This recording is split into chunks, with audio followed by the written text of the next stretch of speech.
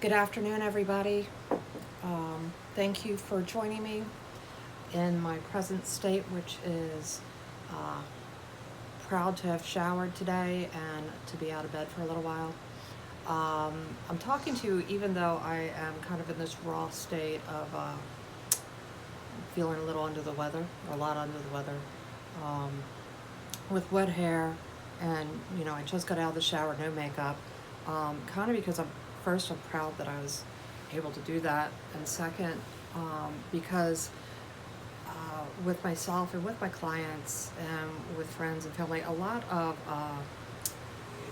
of things have been coming up lately regarding money blocks and self-worth. And there's a very strong connection. Some people, you know, it's not that they make it more complicated than it is, or you may feel it's more complicated than it is. It's very hard work to overcome the money blocks, but it's not really complicated. A lot of times, most of the time, money blocks, your issues with money, will boil down to a low sense of self-worth. I'm not talking about self-esteem where you feel like you are esteemed, you are very accomplished, and you have high self-esteem. I'm talking about self-worth, where you are worthy just because you exist. It's not because you look great. It's not because you lost weight. It's not because you're a great mom or great in business or have lots of friends or Instagram following. It's not because of anything external. It's just because you exist, and that makes you worthy. And we have a lot of programming. Maybe it's from your parents, but it's definitely from our culture. Our culture programs us that we are not worth anything unless we produce. And that's simply not reality. We are worthy of love. We are worthy of existing. We are worthy of money and chances and opportunity and housing and happiness. We're worthy of happiness just because we're here. Just because we're divinely human, and because we are here, we are worthy of it. So to overcome your money blocks, you have to work on your self-worth. And there could be a story from your childhood, or as an adult, where somebody's picked on you, or something just hit you the wrong way, and it slowly erodes your self-worth. It's usually not one thing. It's like a little bit here and a little bit there and a little bit here and a little bit there, and it changes how you think of yourself, and it makes you think that you need to lose weight to be lovable. You need to wear makeup to be beautiful. You need to have an education to be intelligent. These are all things that are programming. It's something that we can choose to discard. And once we choose to discard that, then we can change how we perceive our self-worth. And the reason that, and the way in which self-worth is tied to money blocks is because a lot of times we either consciously or subconsciously procrastinate on doing something because we're waiting for a time in the future when it would be better to do it. So we're waiting until X, Y, and Z are all completely lined up to be able to make that phone call. We're waiting to accomplish your certification before you reach out to a prospective employer. You're waiting, or prospective client, you're waiting to have your website just right before you really launch your business. You're waiting. And that's like the bottom line, is you're waiting to live until you've achieved something. So it's kind of holding you back sometimes. I mean, yeah, there are times you need to have your shit together a bit, and it's preferable that people see your shit together. But I'm coming to you today with my shit looking less together, because we don't. You know, we're human. We all have days where we just don't have our shit together, and that's okay. And other people, while we're very hard on ourselves about that, we're usually not really hard on other people for doing the same.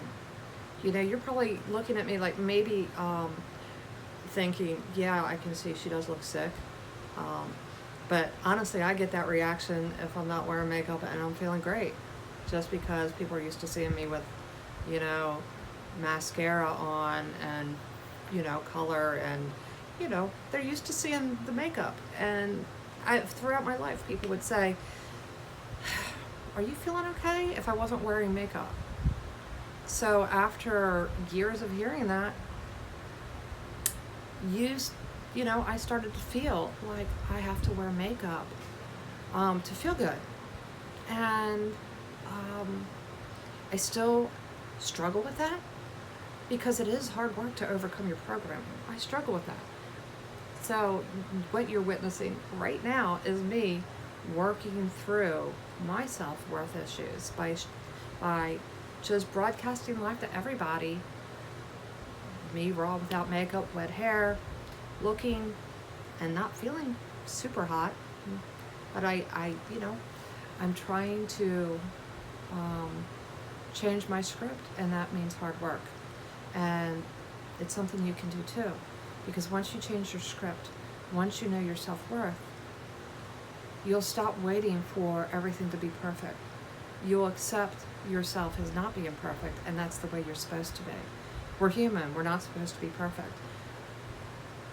We're always striving to get our shit together more. There's no end where we're like, you know what? I've got my shit together. Everything is perfect, because the next day something could happen, and you know what? You've got a new obstacle to overcome, and your shit's not completely together anymore. It's life. That's life. It's the process, a beautiful process of learning and being challenged and working through the puzzles and working through the obstacles and living through the highs and lows. The finish line, you know, if you're waiting for the finish line and the end and having everything together to finally start living, you've waited too long, because then you're dead. That's the only time things are done and you can't work on it anymore. So, you know, just get out there, take baby steps to appreciate yourself the way you are, without your makeup, without spandex, without your shields, without, you know, worrying about your hair being perfect. And I'm not talking about necessarily going out into the world feeling like that. Like if, you know, if you feel too vulnerable doing that, I get it. But for you personally, it's important that you love yourself the way you are. And one of the things you can do is just tell yourself that every day. After you take a shower, before you take a shower. You could be sweaty after working out or whatever, or like me, like, you know, dark circles under my eyes from not sleeping and feeling sick, and just look at yourself in the mirror. In my case, I'm looking at myself in this phone, which is really, I'm glad I don't have my glasses on anyway, because I look a little fuzzy. But just look at yourself in the mirror and tell yourself you love yourself. Say, I love you. I love you the way you are. I love you with the way you are. And it might feel silly, trust me. It feels silly to me to be doing it right now with you. And it feels silly, even sillier, or just as silly, probably just as silly, to do it in front of a mirror by myself.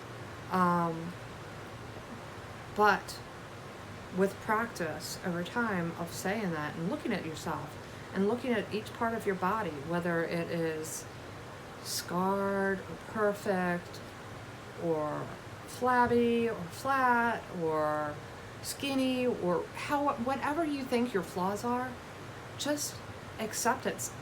Accept your body, accept your person, accept your being, and rejoice in it because you're here, you're alive. You're worth it. You're worthy. And it takes time to rewrite this script, to be able to accept yourself sometimes for being human and being imperfect and being beautiful just the way you are. And that is my topic for today, and hopefully you enjoyed it, or at least take a few steps to start to love yourself the way you are.